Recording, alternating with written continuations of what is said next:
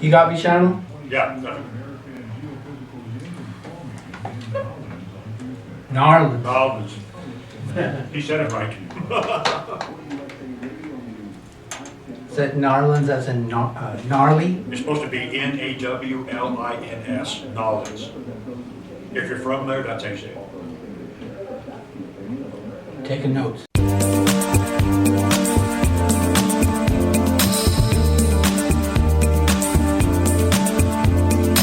This is not America. Sha-la-la-la-la. Little piece of you. A little piece of me. Welcome back. It's Talking Truth to Power, Nevada, and the world's Freedom Talk Radio. Yes, we are. I'm your host, Brendan Trainor. My co-host, Leland Faegre, and working the board today is Shanimal Lawson. Good morning. And working the ranches. Yes. Emergency stuff out there in the snow and ice. Yeah. Shanimal had a couple of horses get injured and sliding away. Hey, that's right. Lucky to be here. Yeah, I am. They didn't slip slide on me, thank gosh. Lucky for us. Well, I think we should start off the show with some deep thought. We hardly ever do that. I know. But this is by Jussi Smollett. Plenty of people make mistakes in life. Don't beat yourself up. Who let the dogs out? Who let the dogs out? There's a bunch of Smollett jokes out there. Yeah. More and more as time goes by, I think. Well, on a more serious note, serious. But he is a joke. He is a joke, yeah. The British High Court, it seems that the higher the court you go, the lower their actions are. Uh-huh, yeah. The Something British about that. High Court said that Assange could be extradited to the United States. Only took him a year to figure that out. The British Bulldog is once again exposed as a U.S. poodle, many people in England are saying. And because a lot of people call Britain the poodle of the United States. Exactly. Vladimir Putin said any ally of the U.S. is actually its vassal. And I think there's a lot of truth in that. Mm-hmm. So the British High Court believes the U.S., they sure do believe it, and the CIA, when they say they can extradite Assange without putting his life in danger. Well, we found out that the morning after this verdict was arrived, he had some kind of a stroke. I'm waiting, and I don't know if there's any more news on his condition. I haven't seen anything else. And the last picture of him looked a little more healthy. He was at least shaven, and it didn't look quite as bad. But then we hear he had a stroke. Well, it could have been part of their defense. Yeah. Just so that they can slow down this process. Well, gee, they should stop the process and let the guy go. Yeah, no, but I mean from the defense position. Yeah. So they're going to try to appeal to the British Supreme Court, but that one is, like ours, they don't have to hear the case. And then maybe they can do an appeal in the United States because we do have stronger First Amendment, jurisprudence. I mean, England just has that natural, they don't have a written constitution. Right. They have a tradition, constitutional tradition. Common law. Yep. So, and then, the Democrats, especially on the, their commentators, have just been spreading the same lies. They're just CIA fronts is all they are. They take whatever the CIA gives them and they run with it. Or MI5. Yeah, or MI5, yeah. Morning Joe was really obnoxious. He kept saying, they do it when they talk. They say Assange hacked or Assange stole documents when he didn't. I mean, Chelsea Manning hacked some documents and gave it to him. As a journalist, that happens all the time. So you're saying the propaganda media is lying to us? Yeah, they're lying. I'm surprised, especially after how carefully they covered the Rittenhouse trial. Uh-huh. Oh, yeah. So, and Russiagate. And Russiagate. So, and also they slandered him by saying he published them without regard to exposing U.S. agents, when actually he and the New York Times went over all the documents and took out any references to any people on the ground. And the Army even admitted that 4 years later. Yeah, that's right. Yeah. Mm-hmm. So, But I think they may be asking for something that they don't expect here by doing so. They may not have thought this through, bringing him to the United States. Yeah. Well, you mean bringing the appeal? Whoever's or bringing Assange? Bringing in Assange. Yeah. Well, be careful what you ask for. Right.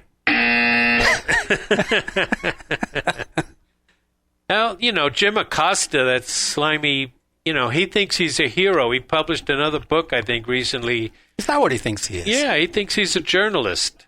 I see. And, he's... they face a lot of primetime uncertainty over there at CNN. Yeah, they do.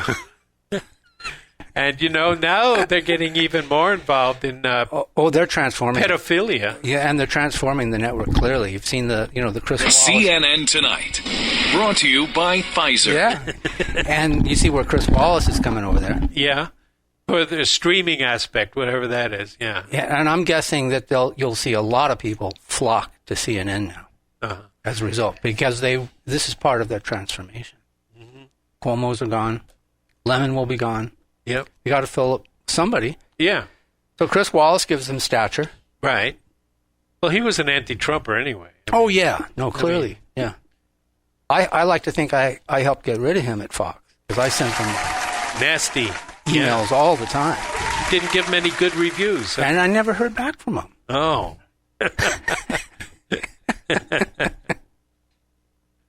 No, that was part of the plan. I mean, he couldn't wait to get out of there.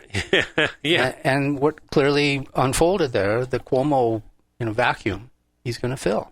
They need somebody they're going to need somebody in their primetime news slot. I mean, there's nobody there with any stature to do that. Because I don't think that Jake Tapper is of any real stature. Do you? He's supposed to be the most realist of the neocons. Well, I think he's probably the best they have. Yeah. But, I think they need somebody with some real stature. Mm-hmm. So it's not over. We're going to see a flock of people over there, I think.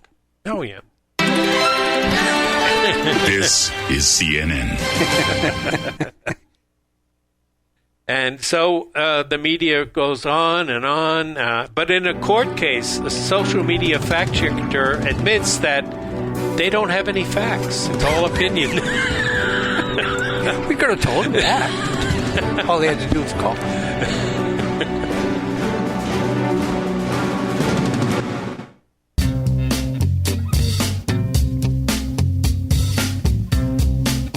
Hi, this is Eddie Floyd. Let me tell you about my favorite non-profit public charity, Wainema Wild Horse Sanctuary, located on the Forsythe Ranch in Hallelujah Junction area. And please go to www.wainemaranch.com. That's WYNEMA ranch.com. Mustang salad now, baby.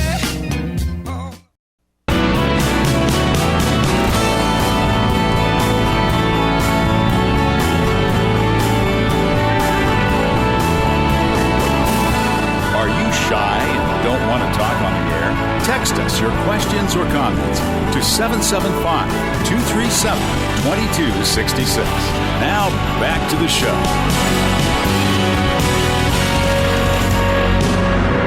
Welcome back to Talking Truth to Power. And Leland, it's Omicron time again. Is it again? Yes. And my primary source, although I have several, is Dr. John Campbell, who you can catch doing his reports on a daily basis on YouTube. And, he is the doctor that talked about how the need for aspiration when you get a vaccine. Yeah, right. So when you get a vaccine, you should ask the pharmacist there about, pulling the handle out a little bit and see if any blood comes out before they administer the vaccine. Because the aspiration is kind of an art in and of itself, isn't it? It's simple. I mean, they all should be trained to do it. Yeah, they all should be known. Yeah. Yeah, but it's just not in some of the protocols that they're reading. Even at CVS? I don't know, but we'll see. We're about to find out. Right. The British, he's primarily concerned with Britain because after South Africa, it seems to have gone quickly to England, and over 40% of the people there have been exposed to it, and he thinks it'll be like 60% in a matter of a couple of days. It's really spreading fast, and it's also going to wane fast. Hopefully, yes. Yeah, it looks like it will. Yeah. So the Prime Minister of England, Boris Johnson, affectionately known as Bojo, was caught attending Christmas parties without a mask or any social distancing. Not him, too. So that started a little scandal. Tempest in a teapot, as they say in England, that could end his Prime Minister's term. So he's talking a lot about Plan B, which would involve more passports, vaccinations, lockdowns. But as Dr. Campbell says, what they're not talking about is vitamin D, vitamin K2, Northern Ireland. They don't bring that up, or any of the other. There's no funding of note going into studying the palliatives like ivermectin and Yeah, and there's a whole bunch of them. Yeah, there's several of them, and so he's had some doctors on that have tried these things, and they discuss it, and it's preliminary, so but they were hopeful of it, and the doctor in South Africa that discovered Omicron says she's absolutely astounded at the reaction in Europe. It's an epidemiologist at the University of Edinburgh, a woman, I think her last name is Riley, Irish name. But she came out in a paper and said that she believes that Omicron is actually a live virus vaccine, in effect. And it will infect. It's going to have that effect? Yeah, it's going to have that effect. Instead of using a dead virus like commercial vaccines, it's actually such a weak live virus. That's very interesting. Yeah, that it'll vaccinate the unvaccinated. Right. And how soon will we know this? Well, I don't know. We have to keep an eye on it. It is still relatively soon. Because the duration of this entire Omicron episode is going to be very short. Yeah.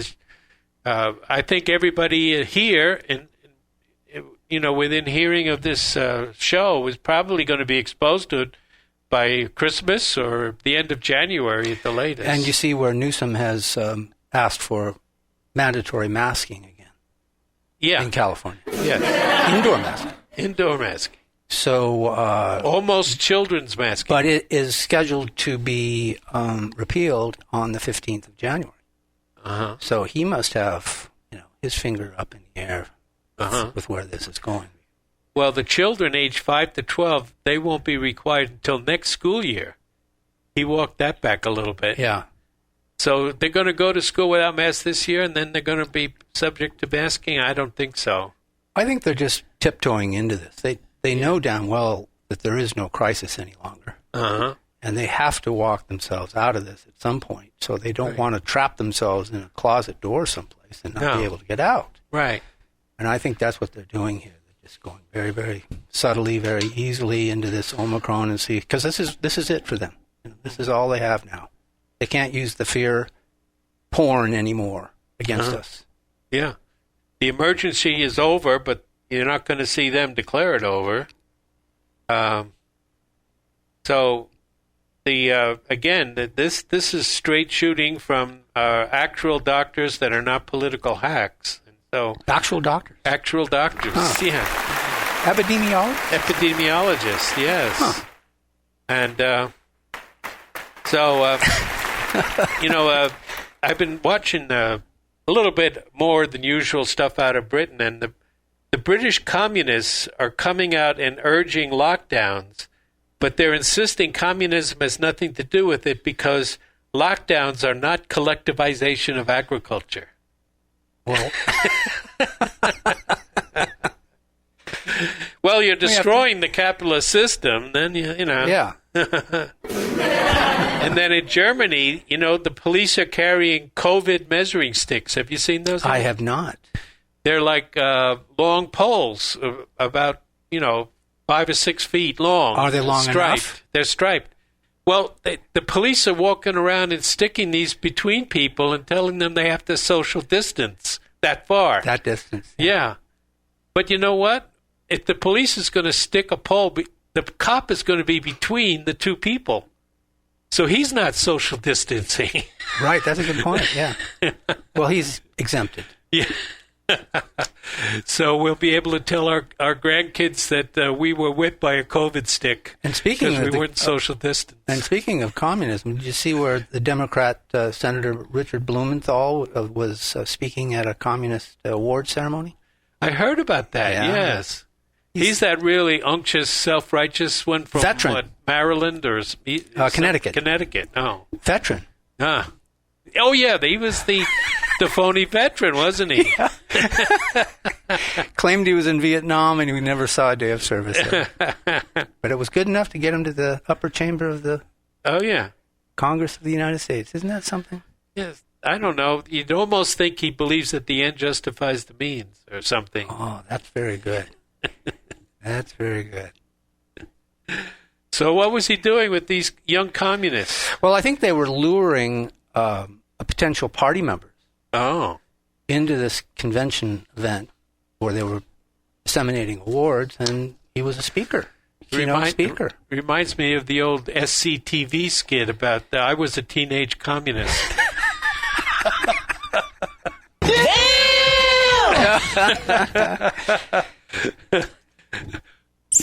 Yep, there's the dog whistle. I'm sure they heard it all the way to Australia. Oh, yeah, that reminds me. Australia. New Zealand is, the first in the world, I think, to expand the COVID measures to something else. They're going to use... I did see that story. Yeah, they're going to use COVID measures, techniques to stop adults from buying cigarettes. Who let the dogs out? Who let the dogs out? So if it's not global warming... Well, they shouldn't be smoking those things anyway. Yeah, it's for their own good. Yeah. I'll slip an extra shrimp on the barbie for you. Yeah, and then we talked about the People's Republic of California, didn't we? Yes. Well, I mentioned Newsom. Yeah. He's the head.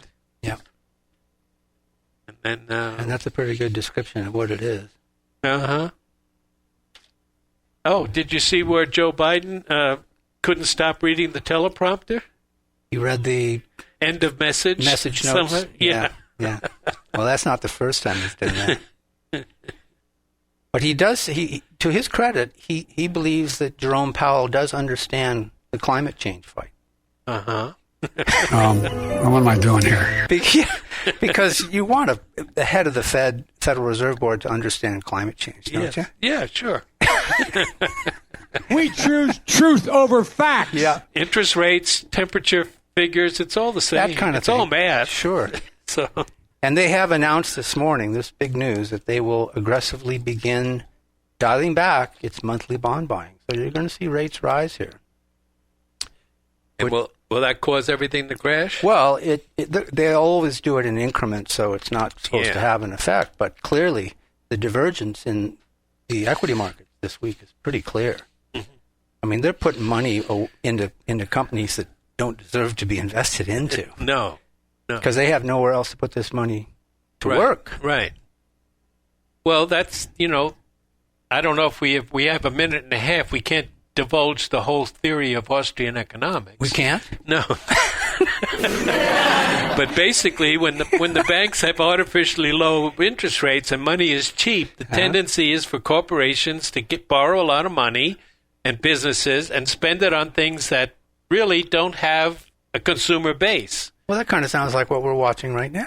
Yeah, it's called malinvestment. And it's the result of, extremely low interest rates that make easy money. Huh.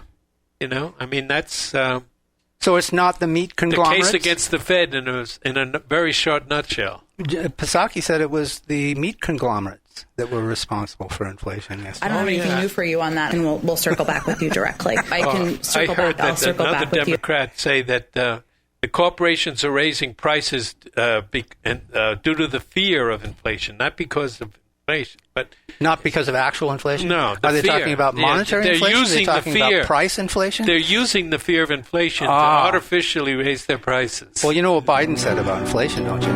It's transitory. It's a bump in the road. A bump. Okay.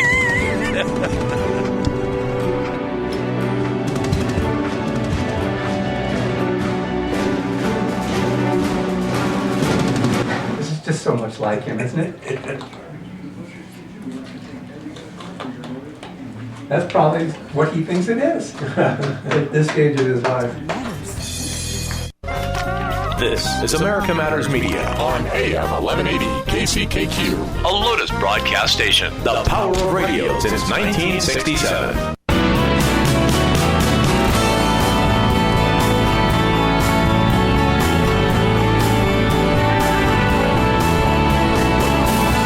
To join the conversation, call 844-790-TALK.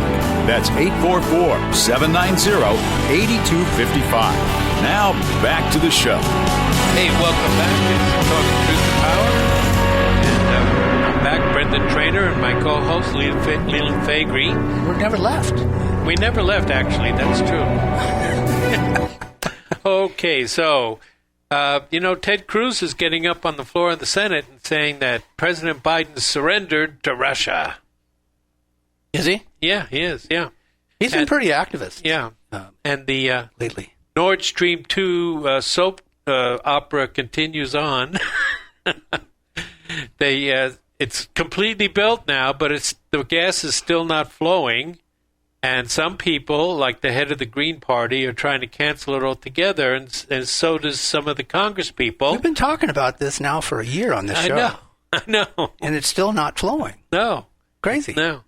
And the funny thing is so it was a political event and objective, not an actual energy-related event. Well, apparently, because, people are forgetting this wasn't even Putin's idea. Angela Merkel wanted this. That's right. Yeah. Putin has plenty of pipelines. Sure. If they do cancel Nord Stream 2, it's nothing really to Russia. Yeah. Russia has its own oil. They have its own oil. Germany doesn't have its own oil. They have pipelines being built, more pipelines being built into China and other countries to the south. They don't need it. They also have a couple of other pipelines to Europe. That's why Standard Oil of New Jersey came to bat for Hitler in the Second World War, because they had no indigenous oil. Yeah. So they effectively were a sponsor of the Second World War. Okay. Yep. I could see that, but they weren't the only one. No. There was no Hitler without the corporate elites. No. But the what is interesting here is that when you think about it, the American politicians are willing to let Europeans freeze to hurt Putin. Yeah. It's Putin at all costs. Yeah. Putin is job one. Yeah. So, when Putin's demand for formal recognition of Russia's red lines, in other words, no further eastward expansion of NATO, that's really shocked the West because, for decades, we're the ones been going around demanding things of other countries and laying red lines. So they still haven't figured out what's going on. Since 1947. Yeah. Putin called up Bojo and laid it down to him. And President Zelensky of the Ukraine, he's dead man walking, maybe even literally, because there's quite a bit of violence in Ukraine that is not mentioned. But certainly politically. And all the promises that were given to the Ukrainians, if they rebelled and overthrew the government, which was not really pro-Russian as much as it was neutral and not pro-Western, and they overthrew the government, and they were promised all kinds of things by the EU. They were promised, it made it sound like everybody in Ukraine would be driving a limousine. And, there'll be banquets every weekend, and, it was just going to be a paradise. Well, it's the Mexico of Europe. Yeah, it's not even, it's worse than the Mexico right now. As corrupt as it gets. Right. Zelensky's approval rating is down near Kamala Harris range, under 20%. And he's desperate. He wants to have a summit with Putin because that would give him some stature, which he doesn't have now.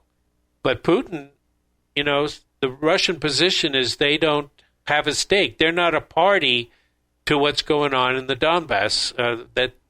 That's between the people of the Donbass and the president of Ukraine, and that's what the Minsk agreements that the Ukraine signed says.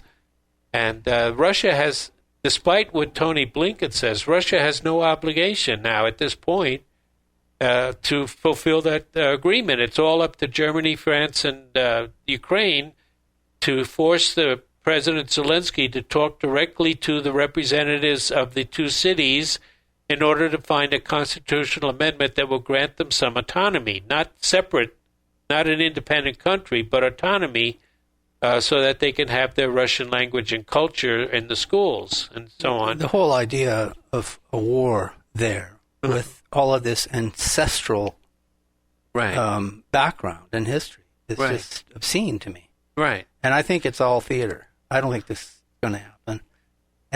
Especially because, as you mentioned a couple of weeks ago, it's winter. Yeah, exactly. It's not going to be comfortable out there. No, it's not. So, but the fact is, these people don't give a flying hoot about Ukraine. What they've done is resulted in 15,000 dead people. It's resulted in It's resulted in an economic collapse. The standard of living in Ukraine is getting worse and worse, and was already rock bottom. It was never good. Yeah. No. So, and they don't care about it. And if they don't care about Ukraine, I think it's logical to infer they don't care about us. You know who cares about it, don't you? The Biden administration. Yeah. Way to go, a-hole! And, the Ukrainian pipeline is too old, it's poorly maintained, and truth be told, the Ukrainians, felt it was their right to not only have the pipeline, but to steal gas from it and resell it on the black market, which they did often. Yeah. Oh, yeah. So, for many years. Yes, exactly. So, so all they can do is talk about sanctions on Russia, but that ain't going to work. I mean, Putin also told a group, a Russian NGO group he was talking to, that in the 1990s the CIA ran Russia and he kicked them out. Putin said this? Yeah. Yeah, he said... That's pretty interesting. Yeah. He said that the CIA were all over the place. They had offices, even in a nuclear facility, a nuclear weapon facility, and oftentimes they flew American flags in the offices that they occupied in public buildings. So he was brazen about it. Yeah, they were. Inconceivable! It's kind of like all the Zionists in the State Department that have those Israeli flags all over their offices. That's interesting if that's the case. Yeah. Yeah. So Putin said he kicked them out, and he also kicked out the oligarchs, the Gang of Seven, 4 of which were Jewish, happened to be Jewish. I see. And he put one of them in prison and scared the rest of them to leave, and a lot of them wound up in Ukraine. Did they take their American flags with them? No, these are the oligarchs, not the CIA agents. But they were... I get them all confused. Yeah, of course. They were ripping Russia blind. I mean, they stole everything that wasn't locked down got stolen. The country was crawling with them, probably. Yes, yeah. Mm-hmm. Besides, there were also mafiosa. It was a heavy mafiosa time, and there was a lot of murders. That was when most of the journalists were killed. Assassinations actually occurred under Yeltsin, not under Putin. So, they're really Biden, and if we sanction Russia, the history is that Russia just gets stronger. I mean, they are now the world's largest exporter of grains. That wasn't so before the sanctions. They diversified their economy. Well, yeah, but he can't go without sanctioning Russia if Ted Cruz wants him to. Yeah, exactly. Post sanctions. What am I doing here? Yeah. That's what we're trying to figure out, too. Oh, man. And then, before the sanctions were implemented, Russia imported airplanes like Boeing and Airbus. They build their own now. Mm-hmm. They no longer import machine tools from Germany. They make their own. So they're becoming a very much a sovereign nation. Exactly. Isn't that odd? Isn't that peculiar? Does the CFR know this? I think they have some kind of information to that effect because their hatred is unbounded. I mean, who was it? Tulsi Gabbard was on Tucker Carlson. She's on quite a bit there lately, and she's very impressive with each of those episodes that she appears. Mm-hmm. Talking about the insane hatred of, they won't mention that most of the insane hatred comes from Ashkenazi Jews and their long-time relationship with Russia. But, General Lloyd Austin, our Secretary of Defense, he was given a press conference talking about Russia, and he called them the Soviet Union. I know, I heard that. Yeah. Oops. Well, what is he now? He's mid-50s or something? Yeah. Uh-huh. He didn't get the memo, I guess. Didn't hear about 1989, did he? No.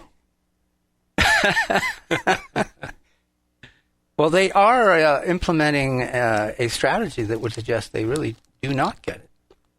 So, I guess it's consistent with what they're actually doing. Well, Biden is saying that he wants Putin and the NATO to meet. That would be interesting if they could get it done, because I don't know if he's got the clout anymore. That his meeting about democracies, the Summit of Democracies, that laid a big egg. Right. Anthony Blinken. Well, that was an embarrassing thing. And they had a transsexual Taiwanese representative, and somebody went too far, and because, we didn't get to talk about Nicaragua. We only have 40 seconds left. But, the U.S. does not recognize Taiwan, but because of this Taiwanese principle there, they came very close to doing it, and then the other wing of the State Department got all upset, and it's a big kerfuffle. Well, that whole thing was actually just an introduction to globalism. Yeah. It had nothing to do with democracy. Yeah.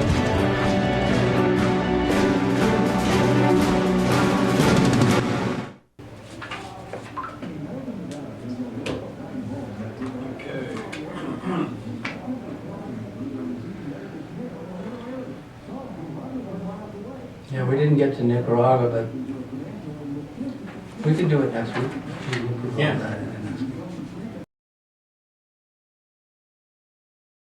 This is America Matters Media on AM 1180 KCKQ, a Lotus broadcast station. The power of radio since 1967.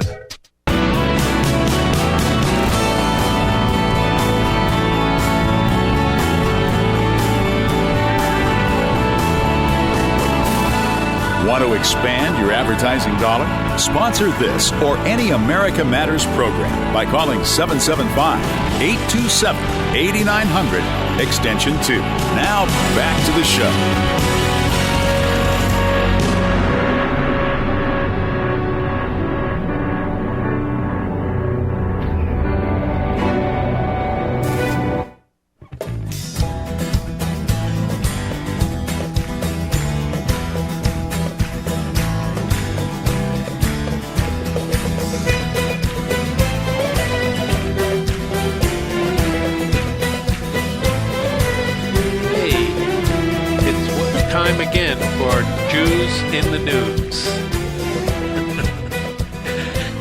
The title this week is No Country for White Children.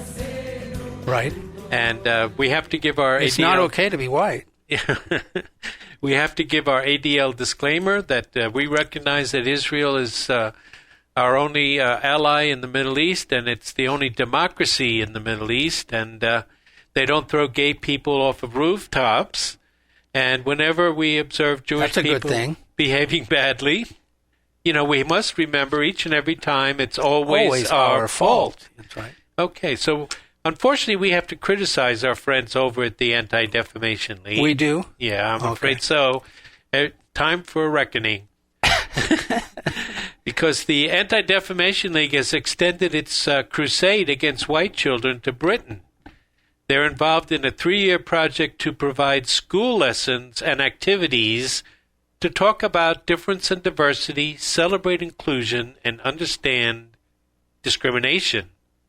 Now, the program is funded partly by the Chelsea Football Club, who happens to be owned by a Russian Jewish oligarch named Roman Abramovich. I'm sure that's just I think coincidence. we were just talking about that. Yeah. But so English soccer fans will be paying to see Gentile millionaires kick a ball around, only to see their children taught they're a bunch of bigots by a gang of American Jews. So the ADL operates no such program in Israel, where schools are often segregated and racism and discrimination are publicly acknowledged to exist. But, the ADL has been concerned about white children since at least 2014. Well, of course they have. Yeah. When they first introduced anti-bias lesson plans. But the idea really goes back to Freudian psychology, which labeled anti-Semitism as a virulent mental pathology that only careful education could inoculate. And kind of like a virus, then. Notice the vaccine metaphors. Yeah. Anti-Semitism is a mental disease that goes back over 100 years in Jewish intellectual thought. Well, everything is a disease now, and everything has to be controlled by the state. It's for the public good. I've been sniffling lately. Are there vaccines for that? So this educational inoculation against the virus of anti-Semitism focuses on white children and no others. The goal is to make America as user-friendly to Jews as possible. And I got this from an article that is edited by Dr. McDonald of University of Long Beach. Just to let you know that we are high-class anti-Semites here, and we always provide footnotes and book titles and so on. Background. Yeah. So Theodore Isaac Rubin's Anti-Semitism, A Disease of the Mind, describes anti-Semitism as a contagious, malignant disease. Yeah, and says there's another book published by the ADL, Anti-Semitism in America, which again pointed to schools as the most appropriate agent to carry out this strategy. Now, and also, if you remember in the Supreme Court's famous decision, Brown versus Board of Education, there was a black doll experiment where they had a white doll and a black doll, and they let white children pick out the doll, and most of them picked out the white doll to play with. Is that right? Yeah, Wow. So that means, that white kids are racist. And that was one of the reasons why they decided to integrate the schools. In the 1970s, this was modified to the powerful television medium leading most famously to Sesame Street to introduce children to multiculturalism. Sesame Street's slogan is, "We're different, we're the same, and we're wonderful." How you get to Sesame Street? Funded by the Carnegie Corporation, the U.S. Department of Education, and the Ford Foundation. Isn't it funny how Henry Ford wrote a series of books about the Jews, and not very flattering either, and now the Ford Foundation is totally controlled by the Jews. It's very interesting. They've been co-opted, but remember, he was an early sponsor of Adolf Hitler, the German Weimar Republic. So multiculturalism is the product of Jewish activism, government backing, and big business financing. So, is this a conspiracy theory that I'm weaving here? Well, when everybody thinks the same, conspiracy isn't really necessary. And this is after 100 years of grooming by Freudians and all the other different intellectual Jewish movements. You don't need a conspiracy because everybody on that side of the aisle, and most people on our side of the aisle, actually believe this stuff. Okay. Yeah. Are we the baddies? Oh dear. So one of the tests they gave was, for example, coloring. So they give 3 to 5 year olds coloring books. And they encourage them to use the darker colors, and the kids rebel. They would prefer to use bright colors. Oh, okay. Yeah, but that's evidence. Yellows and oranges. Yeah. Okay. Rather than blacks and grays and browns. So. But what do kids know? Yeah, I mean, but actually, that's evidence of the disease that has already infested them. And then there's all kinds of books. There's so many people. I mean, it would be amazing to go over the names. Here's some of the names of prominent sociologists that have been involved in the ADL programs and similar programs. Bettelheim, Mandel, Herzog, Blumenstock, Schachter, Kaplowitz, Lippmann, Ginsburg, Alpert, Betstinger, Guerovich, Schills.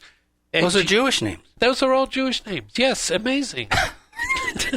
They just happen to be Jewish, coming up with the same ideas about how white kids have to be indoctrinated.